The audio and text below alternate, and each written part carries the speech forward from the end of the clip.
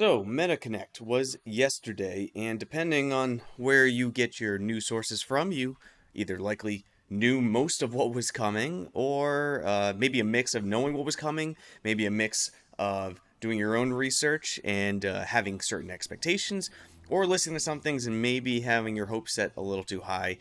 If you live on Twitter like I do, the event was probably one of the worst events you've ever seen in history, and some of the live streams I was watching were like that as well. What this video is going to be is me trying to understand my thoughts on Connect and express some different points of view to you. I've said this at the last Connect, and I say this every single one.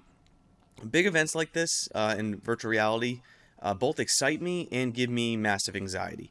They excite me because we have lots of new things possibly coming, to see a glimpse into the future, to see our beloved industry progress. That's fantastic. At the other end of the spectrum, though, there's just a bunch of people wanting it to fail. There's a bunch of people with possibly the wrong expectations, a bunch of people looking at it black and white when it's really a mixture of both. It's gray, obviously. And honestly, I just get so much anxiety. So a lot of times there's not jump cuts in my videos. I'm just going to ramble a little bit, but this one, my thoughts are a little askew right now, so if there might be a couple. But I want to attack the obvious in the room on the what wasn't there. And I'm not going to harp on this very long. It sucks that we didn't get a lot of new games. In fact, there was only one brand new game to virtual reality in its entirety, and you just saw the title screen basically. So there was really nothing new. The Quest Pro is obviously business focused first, something I tried pitching quite a bit, was clapped back on. I understand you can game on it as well if you want to live in that area of your mind, but it's not for gaming first, and it was pretty obvious who this Connect was for. It was for shareholders. Granted, the stock did still go down, but it's pretty clear what this was. I also thought it was very interesting, Microsoft bending the knee more or less.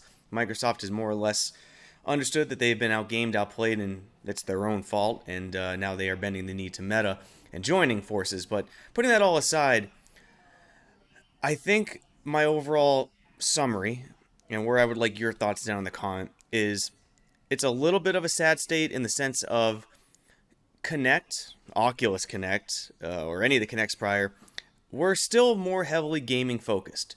And they were a breath of fresh air to the industry. I always look forward to John Carmack's speeches. I still do. That hasn't changed. Today was no different, although there was some funny stuff there. It is pretty clear that at this point, Connects are going to be for shareholders. They seem to be events to show what is coming down the road, to try to elevate the industry and to affect their stocks, and that's fine. It looks like the gaming showcase may be more centered for gamers in the future, so I will be actively looking forward to the next gaming showcase. Maybe we'll hear some stuff about Assassin's Creed finally. Maybe we'll hear something about Grand Theft Auto VR finally. Who knows? I'll be looking forward to that.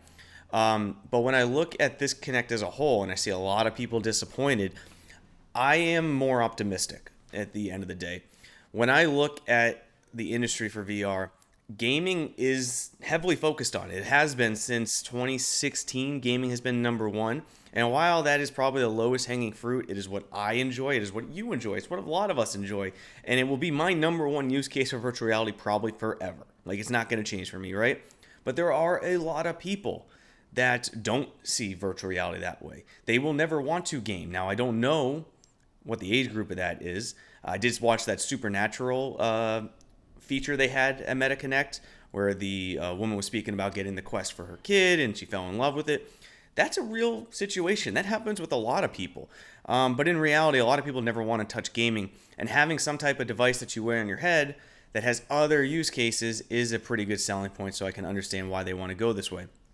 But what really just makes me more optimistic is that what I see here is we have devices for gamers, we have devices for non-gamers. These non-gamer devices are likely going to pave the way for future gamer devices, right? Devs are going to be taking the Quest Pro, iterating on it, building things with it that are actually usable, and those will trickle down to hopefully the Quest 3. That's my viewpoint on how this tech works.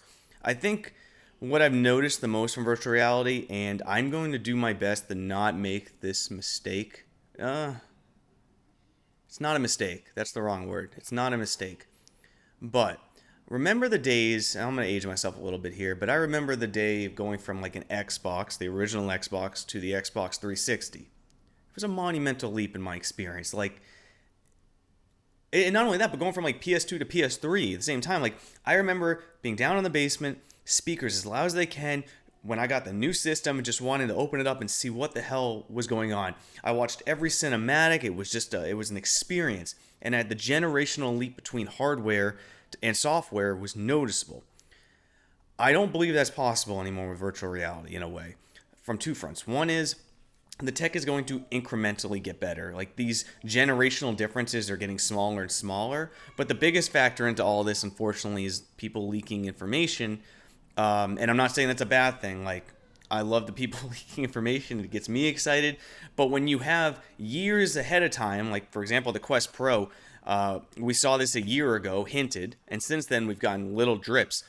You just don't have that generational leap. You don't have that excitement anymore when there's so much info available to you. So in a way, that does hurt these events. Like, I'm never going to get excited for the Quest 3. I already know what the Quest 3 is. And I wonder if that hurts VR overall. I don't think it does, but it does hurt the excitement of these bigger events. But these bigger events, to me, now is less about what's coming, or it's less about generational leaps in hardware. It's less about like really pumping up people for a month, but it's about showing where things are going. And all I see right now in the landscape of VR is I see a standalone headset in the Quest 2. I see a new all-in manufacturer of standalone VR in Pico 4. That's pretty damn healthy. Valve right now is putting up job listings for new headset tech that is pretty indicative. We already know that they're probably working on another headset. That's cool. Apple supposedly doing something in January. I don't fully believe it, but they're coming for sure. These are big name players. Sony, sorry, I almost forgot Sony. PSVR 2 is coming, and they seem to already have enough units lined up to mass produce this and really mass sell it. What I'm trying to get here in a nutshell, because I'm going to wrap this rant up, is big events like Connects are going to be disappointing to the average user like us. But in reality, the landscape of VR has never been more competitive and homogenous at this point, where we are really seeing people putting their money where their mouth is, giving us high-end standalone units or high-end VR units, right? That will trickle down to other types of headsets in the future. I think we're at a good spot. It's not an exciting spot. And I do think the lack of games is hurting you, the viewer, and me, who mostly does that. But I think VR couldn't be at a better spot at the moment. I wish we were a little more positive when viewing events like this, because yes, they may not apply to us that much, but I was excited. I was excited to learn that Zenith made $1 million of revenue in 24 hours. I was excited to see Blade and Sorcery did it in 2. I assume Boneworks did it in like 30 minutes. Those are exciting numbers. $1.5 billion spent in the Oculus store alone. It's exciting. I'm probably gonna end the video here. My anxiety on events like this is through the roof. I hope people understand a rising tide lifts all boats, and these events, while not specific to gamers, will impact you down the road in a good way. That is my personal belief. Let me know yours. See you next time, Space Cowboys.